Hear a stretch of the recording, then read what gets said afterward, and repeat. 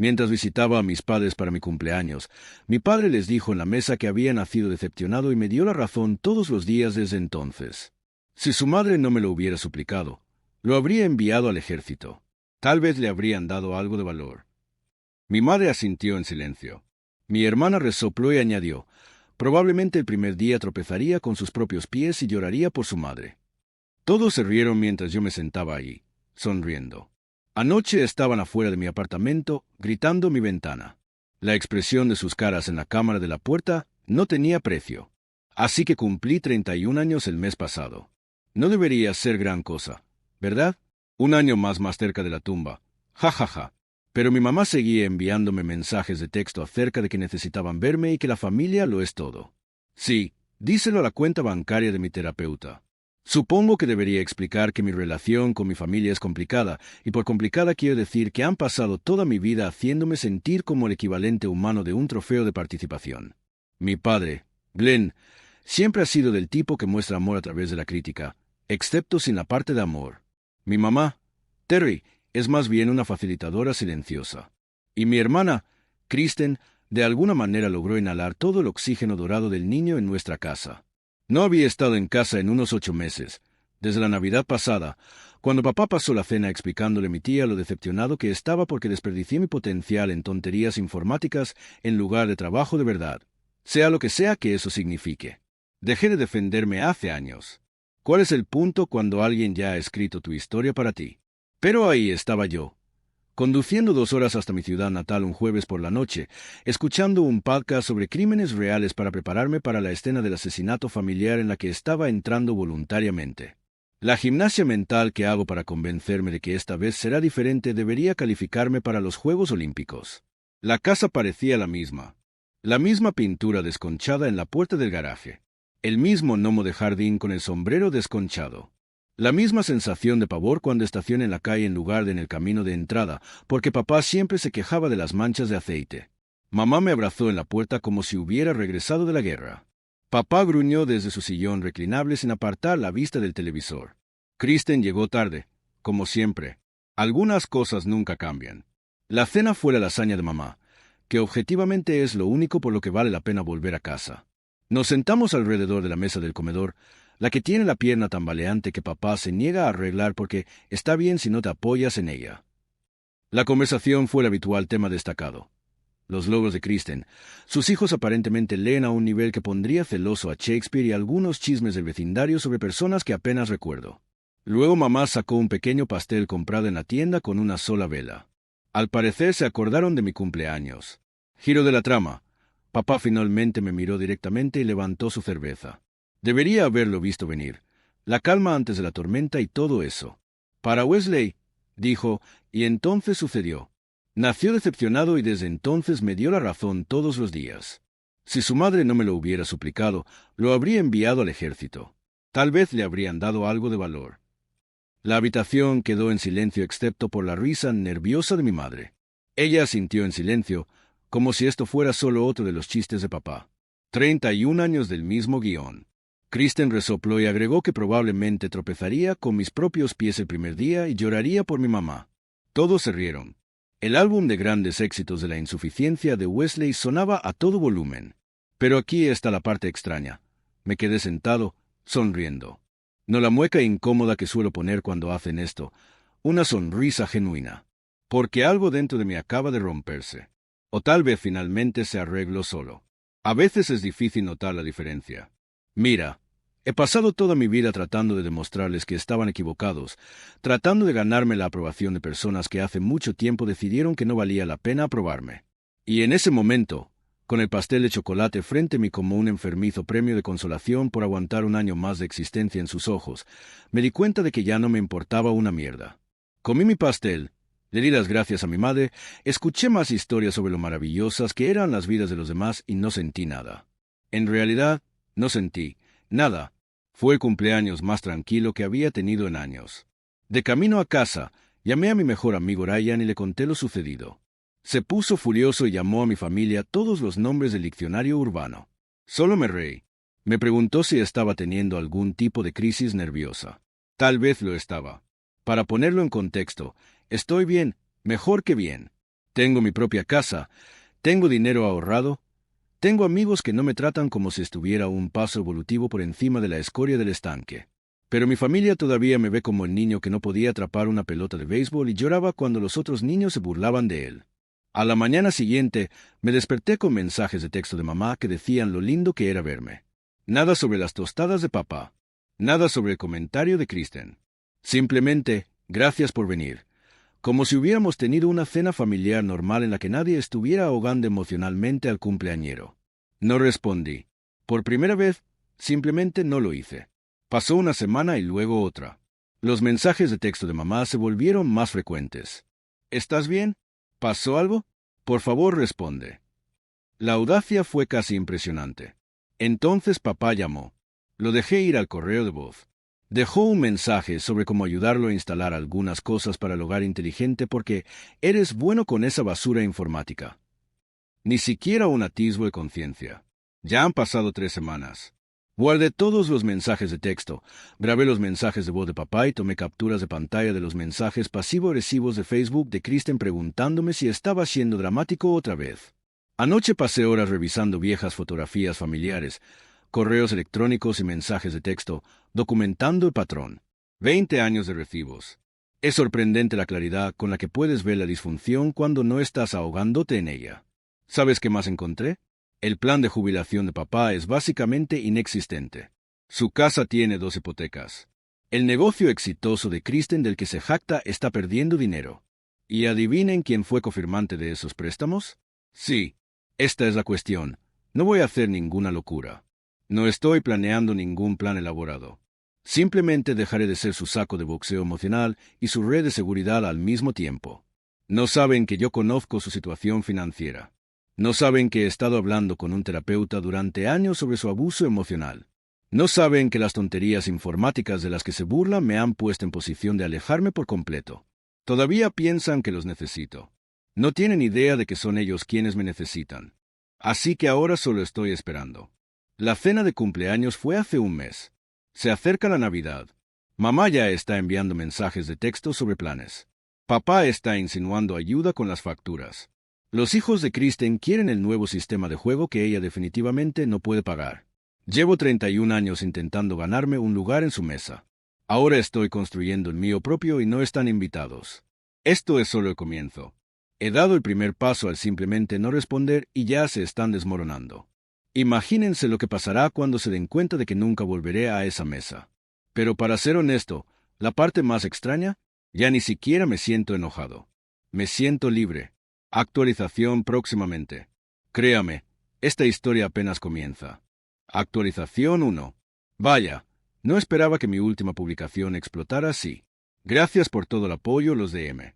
Algunos de ustedes tienen historias familiares que hacen que la mía parezca una película de Disney. Ja, ja, ja. Han pasado 6 meses desde el incidente de la cena de cumpleaños. Han cambiado muchas cosas, pero tampoco ha cambiado nada. Si eso tiene sentido. La dinámica familiar es así de extraña. Después de permanecer en silencio durante aproximadamente un mes, finalmente respondí a uno de los mensajes de texto de mi madre. Solo un mensaje básico del tipo «He estado ocupada. Todo bien». Suficiente para evitar que ella presente un informe de persona desaparecida, pero no lo suficiente como para realmente participar. Es sorprendente como para mí el bar está literalmente en el suelo, pero esperan que salte con pértigas sobre rascacielos. Papá nunca se dio cuenta de que lo estaba ignorando porque, sorpresa, solo llama cuando necesita algo. Comportamiento clásico de Glenn. Mi hermana Kristen me envió un mensaje de Facebook extenso sobre cómo estaba destrozando a la familia al no responder los mensajes de texto de mamá de inmediato. La ironía de que ella defendiera la unidad familiar y al mismo tiempo me tratara como basura fue el beso del jefe. De todos modos, llegó la Navidad. Les dije que no podía asistir, que tenía un asunto laboral. Mamá parecía devastada por teléfono. Papá gruñó. Algo en mí siempre antepone otras cosas. Silencié la llamada y revisé Twitter mientras ellos se sentían culpables. Progreso, supongo. El verdadero te comenzó a prepararse en enero. ¿Recuerdas que mencioné que su situación financiera era un incendio en un contenedor de basura? Bueno, investigué un poco. Nada ilegal. Solo búsquedas básicas en Internet y puntos de conexión de cosas que había mencionado a lo largo de los años. Papá se jubiló anticipadamente hace 3 años, pero en realidad no tenía suficientes ahorros. Su casa tiene 2 hipotecas porque siguieron refinanciando para ayudar a Kristen a recuperarse con su negocio boutique que vende velas y aceites esenciales a precios excesivos. El negocio, según su Instagram, está prosperando y bendiciendo a muchos hogares con energía positiva. Pero esto es lo que realmente me atrapó. Cada año, desde que tengo uso de razón, papá me pide que le preste dinero para gastos aleatorios, reparaciones del automóvil, facturas médicas, techo nuevo. Siempre lo enviaba, sabiendo que nunca volvería a ver ese dinero. Simplemente lo acepté como impuesto que pagué por haber nacido decepcionado. En febrero, justo a tiempo, papá llamó porque los impuestos a la propiedad eran más altos de lo esperado. Me preguntó si podía ayudar con $2,000. No dije que no exactamente, solo dije que tendría que revisar mis finanzas y volver con él. Entonces no lo hice. Volvió a llamar 3 días después y dejó un mensaje de voz sobre cómo la familia apoya a la familia y que él no preguntaría si no fuera importante. Guardé el mensaje de voz y no volví a llamar. Mamá envió un mensaje de texto a continuación, diciendo que papá estaba demasiado orgulloso para admitir que estaban luchando. Ella dijo que no les preguntaría si tenían otra opción y que me devolverían el dinero tan pronto como las cosas mejoraran. Respondí: yo también estoy un poco apretada ahora. ¿Le has preguntado a Kristen? El silencio fue ensordecedor, durante como 2 días enteros. Entonces mamá respondió que Kristen tiene que pensar en los niños y que no querrían ser una carga para ella. Traducción. Mi hermana, la niña de oro, estaba fuera del alcance de las solicitudes financieras, pero la decepción familiar fue un cajero automático aceptable. No respondí de nuevo. Llegó marzo. Revisé el sitio web de registros públicos de su condado. El impuesto a la propiedad aún no se había pagado y se acumulaban cargos por pagos atrasados. Sentí una extraña mezcla de culpa y satisfacción, hojeando esos discos a las 2 de la madrugada mientras comía chetos rancios en mis boxers. No es mi momento de mayor orgullo, pero tampoco el peor. Papá volvió a llamar en abril, esta vez porque el segundo pago de la hipoteca era temporalmente difícil. Pidió $3,000. Le dije que estaba teniendo mis propios problemas financieros. Cambió de táctica inmediatamente y se ofreció a ayudarme a hacer un mejor presupuesto, ya que obviamente no estaba administrando bien mi dinero. La audacia de este hombre, que me pide dinero y al mismo tiempo critica mis decisiones financieras. Simplemente me reí y dije que lo resolvería. Mientras tanto, el negocio de velas de Christine se estaba hundiendo. No es que lo fuera a admitir públicamente, pero sus publicaciones iban desde bendecida de servir a tantos clientes increíbles hasta vagas citas inspiradoras sobre cómo capear tormentas y cómo los verdaderos emprendedores nunca se rinden. Espiral de muerte clásica del MLM. Mamá empezó a enviarme enlaces a ofertas de trabajo cerca de su ciudad, sutil como un mazo, esa mujer. No respondí a ninguno de ellos, pero sí noté que todos pagaban aproximadamente la mitad de lo que gano ahora. Todavía piensan que me las arreglo con los salarios iniciales porque nunca corregí sus suposiciones. En mayo, recibí un mensaje de texto de mi tía, la hermana de papá, preguntándome si todo estaba bien con mis padres. Aparentemente, también le habían pedido dinero prestado, la primera vez en décadas. Estaba preocupada. Me hice el tonto y dije que, hasta donde yo sabía, todo estaba bien. Mencionó que papá parecía estresado porque los fondos de jubilación no funcionaban como se esperaba. Traducción. El dinero se había acabado y estaban entrando en pánico. Empecé a recibir correos electrónicos de papá con enlaces a artículos sobre el apoyo a los padres ancianos y las leyes de responsabilidad filial. Guerra psicológica sutil. También los ignoré. En junio, las cosas se pusieron más desesperadas. Mamá llamó llorando una noche y dijo que podrían perder la casa si no podían ponerse al día con los pagos. Me preguntó si podía regresar a casa para ayudarlos pagándoles el alquiler en lugar de gastar dinero en mi apartamento. Casi cedí, casi. Pero luego añadió, tu padre siempre dijo que eventualmente lo superarías una vez que creció lo suficiente como para comprender las obligaciones familiares. Y así, mi columna se volvió a solidificar. La culpa se evaporó. No me veían como un hijo al que amaban y del que necesitaban ayuda. Me veían como una inversión decepcionante que finalmente podría dar sus frutos. Julio trajo la primera caída real de dominó. Recibí una llamada de papá que era diferente a las demás. Su voz tenía ese tono que nunca antes había escuchado. Miedo. Miedo real, no manipulación. Dijo que habían recibido una carta sobre procedimientos de ejecución hipotecaria si no actualizaban la hipoteca dentro de los 30 días. Esta vez no pidió dinero. Empecé a hablar de que tal vez necesitarían vender la casa y reducir su tamaño, que el mercado estaba terrible en este momento, que perderían sus ahorros para la jubilación, que Kristen estaba teniendo sus propios problemas y no podía ayudar. Luego dijo algo que me dejó paralizada. Él dijo: sé que no siempre hemos sido justos contigo, Wesley. Sé que he sido duro contigo, pero primero somos familia. Reconocimiento de injusticia en 31 años. No fue una disculpa. Ni siquiera estuvo cerca. Pero fue la primera grieta en la fachada. Le dije que pensaría en cómo podría ayudar, y lo dije en serio. Lo pensé durante unas 6 horas. Entonces tomé una decisión. Llamé a un amigo que trabaja en inversiones inmobiliarias y le pregunté sobre propiedades en proceso de ejecución hipotecaria en el código postal de mis padres. Me envió una lista. Su dirección estaba allí. La cantidad necesaria para actualizarlo era poco menos de $20,000. Tenía el dinero. Podría haberlo enviado. Podría haber sido el héroe. En cambio, me comuniqué con la compañía hipotecaria a través de mi amigo e hice una oferta para comprar la deuda. No la casa, solo la deuda. Me convertí en su acreedor de forma anónima a través de una LLC que mi amigo ayudó a crear. ¿Fue mezquino? Absolutamente. ¿Caro? Sí. ¿Vale la pena? Por determinar. Llegó agosto. Mis padres recibieron un aviso de que su hipoteca había sido vendida a una nueva empresa. Los términos seguían siendo los mismos, pero todas las comunicaciones pasarían a través de esta nueva entidad. Papá me llamó presa del pánico. Dijo que no confiaba en esos buitres que compran hipotecas en dificultades y me pidió que revisara el papeleo porque soy bueno con esas cosas. Estuve de acuerdo y le pedí que me enviara todo por correo electrónico. Leer sus documentos financieros fue revelador. La tasa de interés era predatoria. Los términos eran terribles.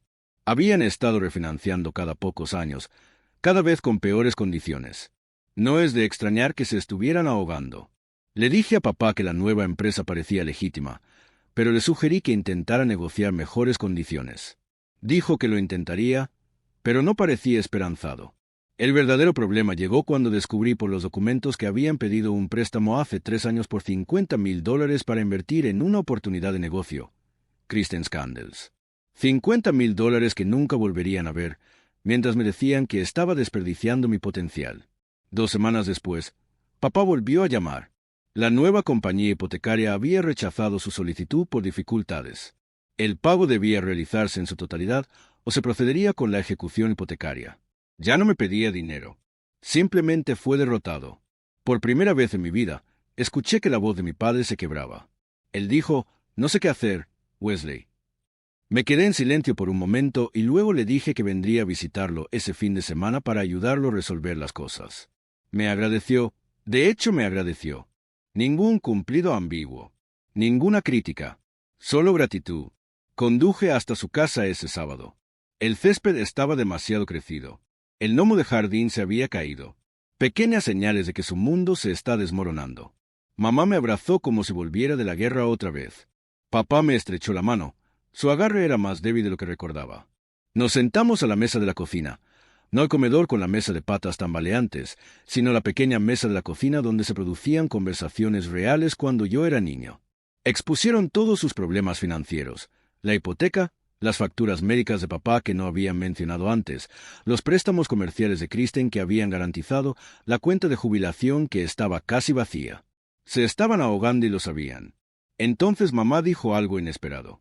Ella dijo: deberíamos haberte escuchado hace años cuando nos dijiste que el plan de negocios de Kristen no tenía sentido. Espera, ¿qué? ¿Estaban reconociendo que había tenido razón en algo? La simulación claramente fallaba. Papá asintió y dijo que siempre había sido bueno con los números y que deberían haberlo valorado más. No fue una disculpa por la cena de cumpleaños. No fue una disculpa por 31 años de abuso emocional. Pero fue algo. Les dije que los ayudaría. Examinaría sus finanzas y vería qué se puede hacer. Parecían aliviados. Esperanzador, incluso. Fui a casa e hice algunas llamadas a su compañía hipotecaria, mi empresa, técnicamente, a un amigo asesor financiero y a un abogado. Entonces esperé. La semana pasada recibieron una carta formal de la compañía hipotecaria. Describió 2 opciones: actualizar el préstamo inmediatamente o celebrar un acuerdo de reestructuración con condiciones estrictas. Me llamaron inmediatamente preguntándome qué hacer. Sugerí la opción 2 y me ofrecí.